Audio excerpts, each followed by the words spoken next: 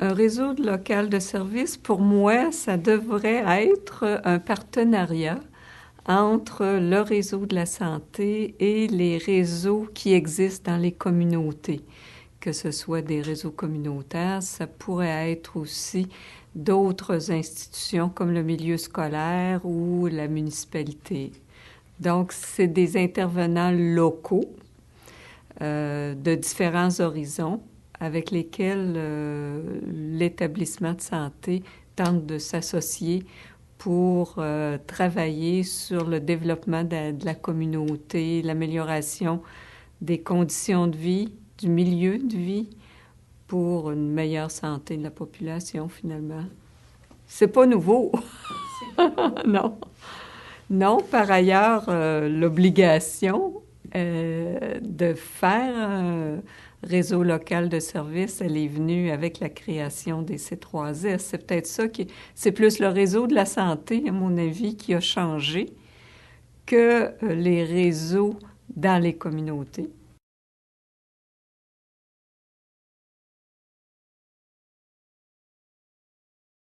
C'est difficile à répondre à une question générale là-dessus parce que je pense que ça dépend de la culture des C3S. Ça dépend des CLSC qui existaient, de la place qu'ils occupent, parce que les CLSC avaient une longue tradition d'intervention communautaire pour travailler avec les milieux, les organismes communautaires, ces réseaux-là. Même avec le milieu municipal dans certains cas. Alors, ça dépend beaucoup de chacun des C3S et de la place qu'ont occupé les services de première ligne et la promotion de la santé dans la nouvelle institution qu'est le C3S, finalement.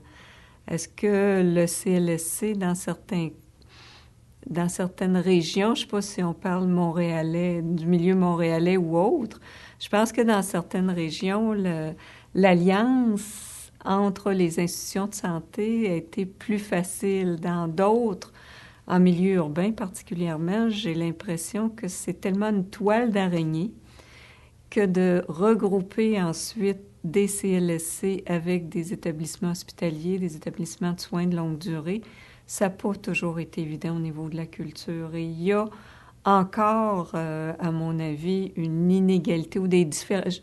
J'aime pas parler d'inégalité, mais des différences entre les C3S dans leur relation avec les réseaux sociaux qui existent dans le milieu où ils sont implantés.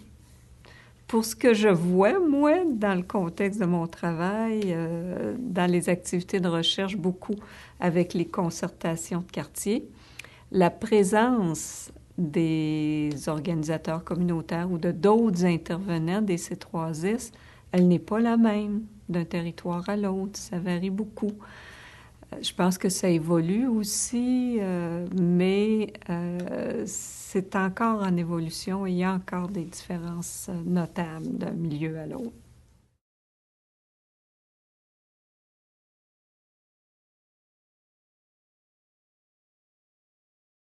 Je dois dire que quand je parle de tradition, moi, je viens du seul CLSC qui est géré par une communauté, la clinique communautaire de Pointe-Saint-Charles, qui est toujours indépendante, même si elle a des liens de collaboration avec un C3S, mais qui était géré et qui est toujours géré par un conseil d'administration composé entièrement de citoyens. Donc, il y avait une tradition d'ancrage dans la communauté très importante. Donc, c'est pas une référence.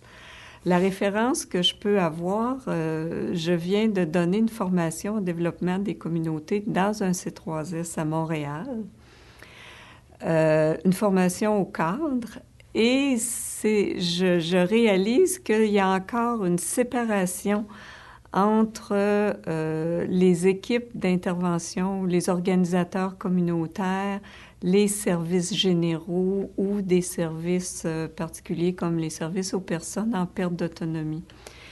Et c'est pas toujours évident pour l'ensemble du C3S comment il peut y avoir une continuité entre des services cliniques et une intervention en santé des populations. Les services cliniques par les gens qui rencontrent, ont des racines quand même, ils connaissent la population plus individuellement, et il n'y a pas ce réflexe, n'est pas spontané de collectiviser parfois des problématiques. Par ailleurs, parfois, ils sont obligés, prenons par exemple une équipe qui va à domicile, puis que le logement dans un HLM, par exemple, est très détérioré. C'est pas juste la personne individuelle, c'est d'autres personnes qui vivent une situation semblable. D'un autre côté, il y a les organisateurs communautaires qui sont dans le milieu. Et il y a encore du chemin à faire pour unifier, pour donner une perspective, à la fois que les organisateurs communautaires puissent utiliser les liens multiples qu'on a à travers les services cliniques et que les services cliniques puissent aussi parfois collectiviser, faire un travail avec les organisations qui sont dans le milieu, que ce soit, ça peut aller d'une popote roulante à un groupe famille, à une table de concertation de quartier, au travail avec les écoles, par exemple, ou la municipalité, quand on parle de problèmes de logement. Il y a une réglementation quand même municipale. Cette vision-là, je n'ai pas trouvé, en tout cas au niveau des cadres, elle n'est pas acquise. En même temps, je ne veux pas jeter la pierre parce que transformer un immense réseau comme le réseau de la santé, ça prend de 5 à 10 ans, à mon avis, et malheureusement, on change les choses à tous les 5 ans. Donc, on a à peine le temps de modifier une culture organisationnelle, intégrer des services ou des approches qui sont différentes, mais qui sont complémentaires. Ça prend un temps qu'il faut considérer avant que les choses se mettent en place. Et ce qui m'amène à dire qu'il y a des différences entre les territoires et je pense que c'est plus complexe en milieu urbain. Je ne veux pas dire que c'est simple en région, par exemple, mais en milieu urbain, il y a aussi une diversité de population, il y a des communautés culturelles, il y a des différences en termes de découpage aussi identitaire, parce qu'une collectivité, c'est aussi une identité, c'est un réseau de relations entre des personnes et des institutions locales. Mais des fois, sur un même territoire, les découpages ne correspondent pas entre les institutions elles-mêmes, milieu scolaire, milieu de la santé, et entre le découpage institutionnel du réseau de la santé et la collectivité, ce que des fois on appelle le quartier vécu. Là où les gens s'identifient, c'est parfois des milieux plus petits. En même temps, dans un grand territoire de CLSC, il y a des zones où les réseaux sont plus actifs, interreliés, et parfois des zones qui sont plus en difficulté ou qui sont moins, qui ont pas trouvé encore leur dynamisme pour se prendre en main. Et ça devient comme plusieurs, parfois, petites communautés ou collectivités avec lesquelles il faut travailler. Bon, on y va au fur et à mesure du développement. Je pense que il y a un programme qui existe qui associe la santé publique, la Ville de Montréal et Centraide pour soutenir des concertations de quartier. C'est des lieux où on peut établir des collaborations, à mon avis, que parfois on aurait intérêt même à utiliser davantage ou avec lesquels on devrait collaborer de près, là. Et je suis quand même optimiste que ça progresse. La responsabilité populationnelle, c'est arrivé comme un concept dans le réseau de la santé. Puis j'avais l'impression qu'au départ, on ne savait pas trop quoi faire avec ça. Comment on fait ça, prendre la responsabilité d'une population? Bon, souvent, ce qui domine, pas juste dans le réseau de la santé, milieu de recherche, c'est l'approche épidémiologique. Là, on recueille des données. On sait le niveau de l'espérance de vie de la population, son niveau socio-économique, la défavorisation matérielle et sociale qui sert aussi pour des questions de budgétisation. Mais il y a aussi un milieu, c'est plus que des données quantitatives. Il y a beaucoup de qualitatifs.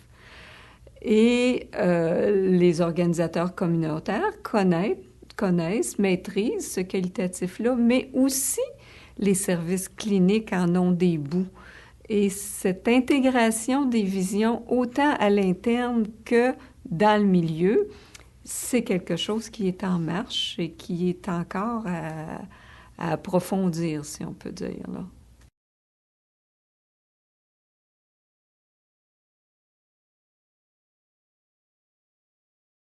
Encore là, c'est difficile d'avoir une réponse générale. Dans certains milieux, il y avait déjà des partenariats existants et l'établissement, la façon ou la stratégie qu'a pris le C3S pour inviter les gens à participer à un réseau local de services a parfois créé des résistances dans certains milieux. Dans d'autres milieux, ça s'est très bien fait. Alors, il y a eu beaucoup une question d'approche là-dedans. Donc, on ne peut pas répondre de façon générale que ça a été un frein ou que ça a été un atout. Je pense que dans la mesure où, de part et d'autre, et le C3S et le réseau existant dans la communauté s'apprivoisent, de plus en plus, il va y avoir une collaboration et une approche intégrée au niveau de la santé des populations ou en matière de développement des collectivités. Donc, il n'y a pas une réponse générale.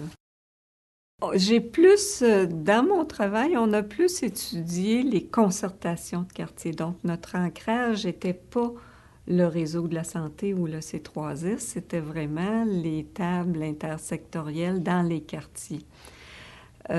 Donc, ça dépend. C'est difficile de répondre. Oui, il y a des endroits où je pense que déjà les acquis qui avaient été établis par les services de première ligne, par les CLSC avec leurs activités d'organisation communautaire, ça a été un élément important.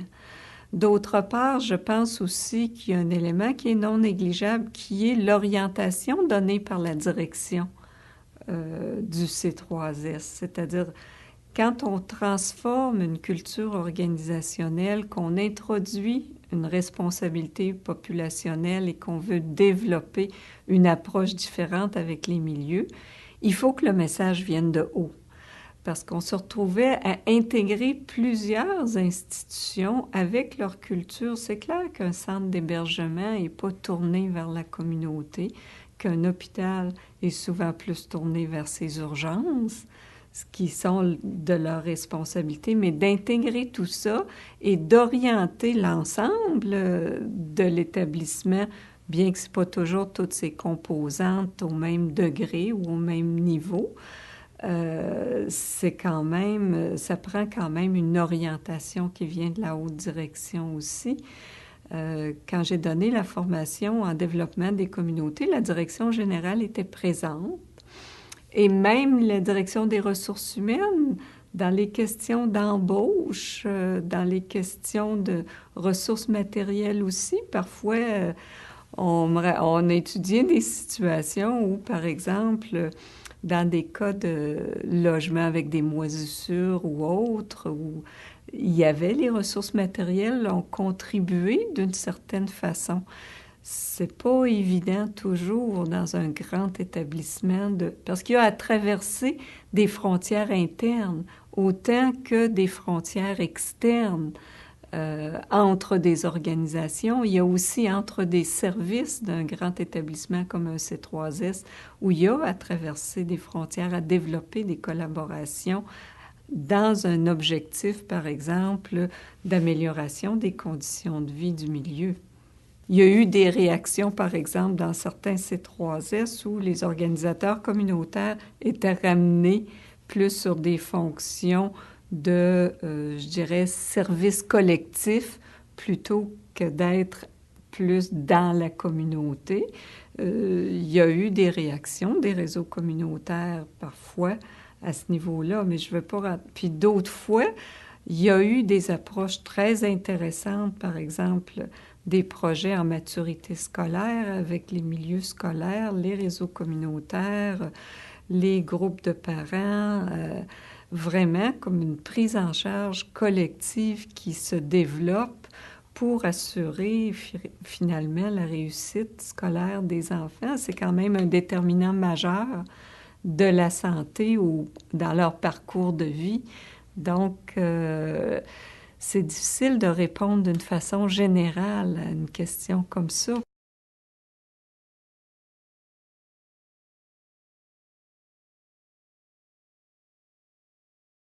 À mon avis, l'innovation émerge par le croisement des regards. Hein? Quand on est dans le réseau de la santé, on a une vision qui est beaucoup à partir de l'état de santé ou des conditions sociales des gens. Quand on a un regard d'une municipalité, c'est différent. Le cadre de vie joue. En même temps, le cadre de vie a une importance en termes de santé des populations. On parle des accidents de la route, de la circulation, les voies routières. C'est une responsabilité municipale. Je mentionnais le logement, l'habitation. Il y a aussi des responsabilités municipales.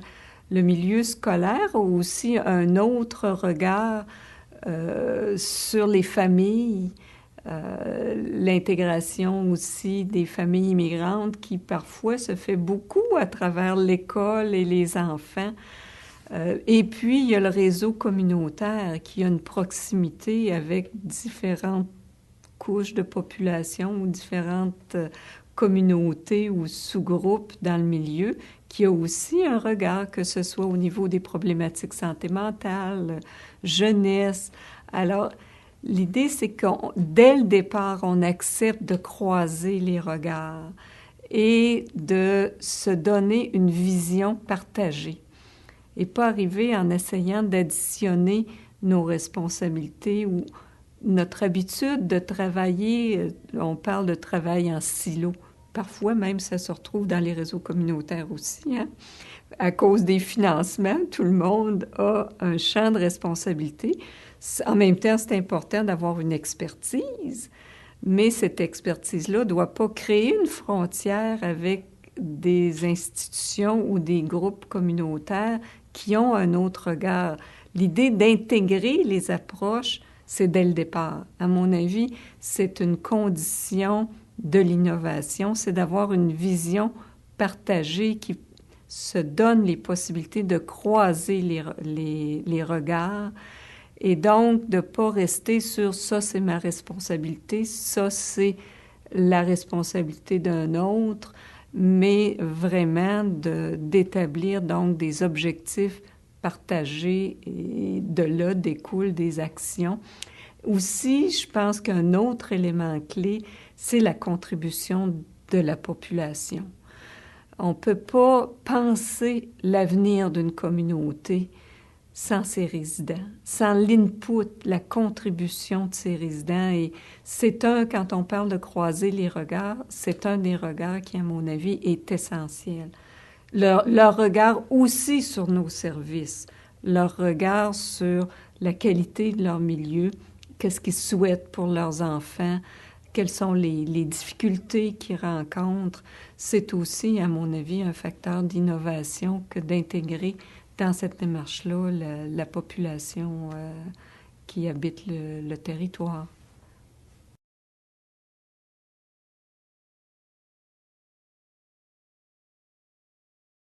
L'idée n'est pas d'amener les réseaux à travailler uniquement sur notre mission. Si finalement on considère une responsabilité populationnelle, la mission qui appartient à tout le monde, c'est le développement de la communauté, la réduction de la pauvreté, hein, la réussite scolaire des enfants, le soutien des personnes âgées, briser l'isolement.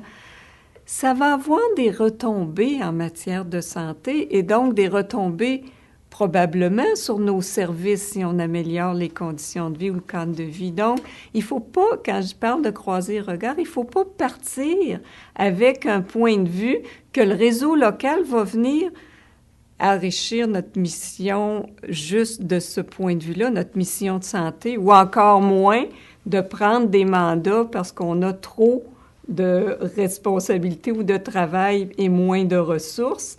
C'est surtout pas cette approche-là, à mon avis, ni celle qui est de transférer des services à des réseaux communautaires qui ont encore moins de ressources que les établissements de santé, ni non plus d'avoir cette vision de les faire collaborer à notre mission. Mais c'est, quand je parle de regard croisé, c'est de partager une vision ou un objectif de développement de la communauté qui va servir tout le monde, qui va servir le milieu scolaire, qui va servir probablement aussi la qualité de vie dans le milieu, les parcs, l'entretien. Tu sais, souvent, la ville dit, dans des milieux plus défavorisés, les parcs, ils sont... les jeux se font détériorer, il y a des graffitis, tout ça. Mais si on partage une vision de développement avec toutes nos ressources, ça va faciliter la vie de la municipalité, ça va faciliter aussi la vie des services de santé, puisque si, par exemple, il y a un projet avec les milieux de garde, par exemple, et qu'il y a déjà des liens établis, ça va probablement améliorer la santé des tout-petits. Alors, j'ai un peu de réticence à dire en quoi le réseau local va aider la mission santé.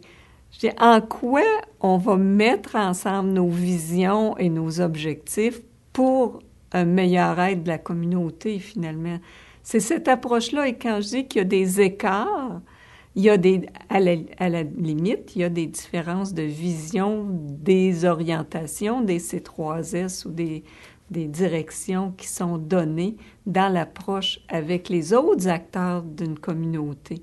C'est pas parce qu'on est plus gros qu'on est plus important, entre guillemets. L'importance, à mon avis, c'est le résultat collectif qui va se dégager d'une collaboration entre plusieurs acteurs de plusieurs horizons.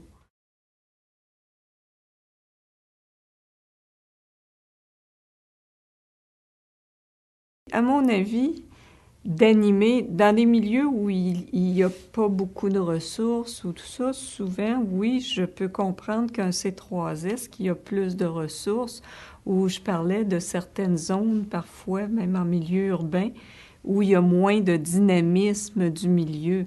Mais il ne faut pas penser qu'un C3S arrive dans un désert ou que tout le monde attend l'arrivée de qui va nous animer. C'est pas vrai. Il y a une vie collective et il faut être capable de la respecter et de s'intégrer dans cette vie collective-là d'une manière qui est respectueuse et pas de penser que c'est nous, à partir d'un établissement, qui allons la créer. C'est une population qui va se donner les moyens de se développer. Oui, on doit la soutenir. Oui, on doit faciliter les processus en termes d'animation aussi. Mais il ne faut pas penser qu'on est le centre de l'univers parce qu'on est plus gros non plus. Et je pense que déjà pour avoir vécu dans un établissement de santé où les citoyens dirigeaient au niveau du conseil d'administration, c'est une contribution extrêmement précieuse. Et en termes de proximité, ça faisait que pour les citoyens, l'établissement de santé était une richesse à laquelle ils tenaient et pour laquelle ils ont voulu se battre pour la conserver, la soutenir, mais parce qu'il y avait une synergie et non pas un rapport d'externe à milieu, pas un rapport d'institution à milieu, mais vraiment une institution qui est une partie prenante d'une collectivité. Une collectivité, c'est pas juste un ramassis d'individus, c'est des individus qui ont des liens sociaux, qui se sont donné des réseaux et qui ont aussi des institutions. Hein? On paie des taxes, c'est à nous, ces institutions-là, d'une certaine façon. Et ces institutions-là font partie des atouts d'un milieu. Et moi, je ne vois pas une relation entre un établissement et une communauté comme une relation à l'autre. C'est une relation à nous-mêmes. Nous sommes partie d'une collectivité. Et ça, je suis pas certaine que ce passage ou ce changement culturel-là est vraiment intégré dans le réseau de la santé.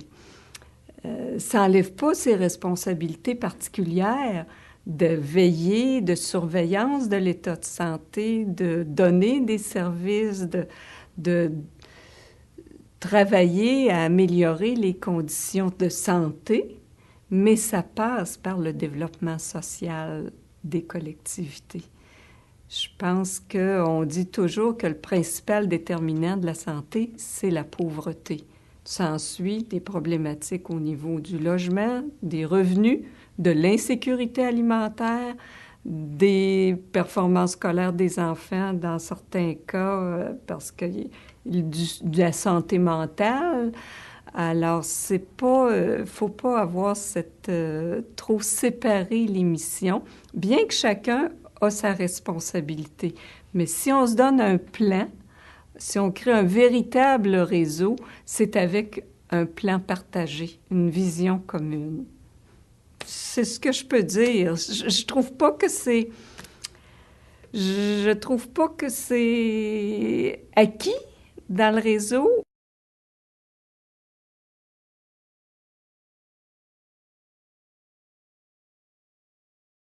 Je vais dire personnellement, je trouve que les ententes de gestion sont un frein majeur au changement de cette vision.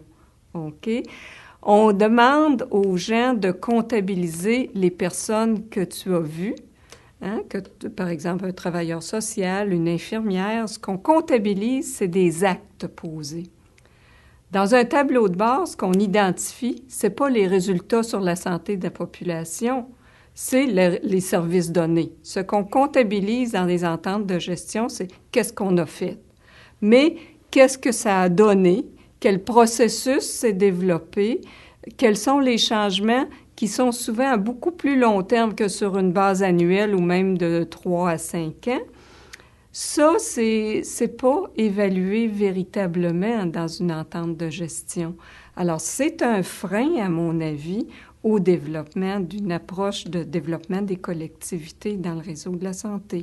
C'est un exemple d'un frein en plus d'amalgamer, du défi qu'ont les C3S, d'amalgamer des cultures organisationnelles qui donnaient des services à des clientèles closes, faute d'un meilleur mot. Quand tu es dans un établissement de soins de longue durée, ben, tu t'occupes des gens que tu as. Mais pourquoi pas avoir des activités intergénérationnelles dans un centre de soins de longue durée? Il me semble que ça ferait du bien aux personnes âgées. Mais ça veut dire qu'on a des rapports avec l'extérieur, que ce soit avec le milieu scolaire ou les milieux de garde.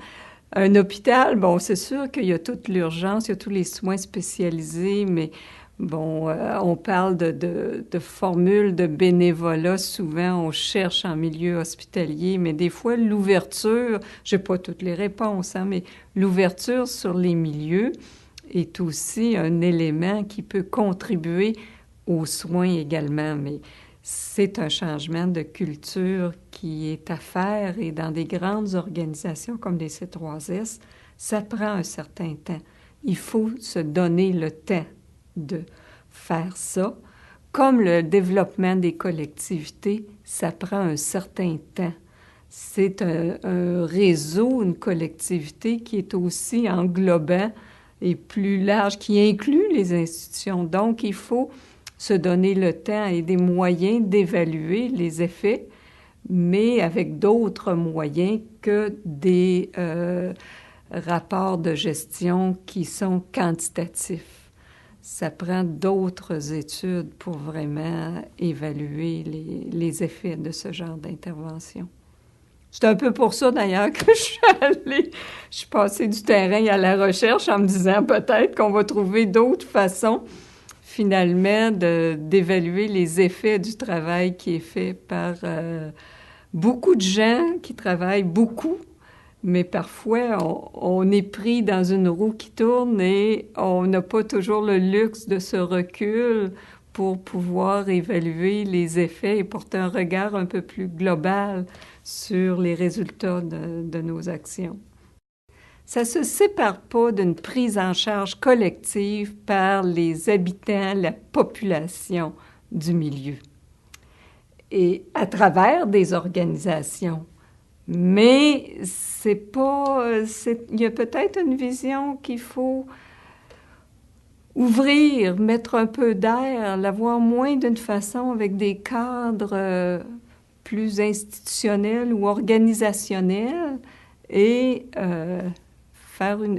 créer une ouverture plus grande quand on approche cette question-là.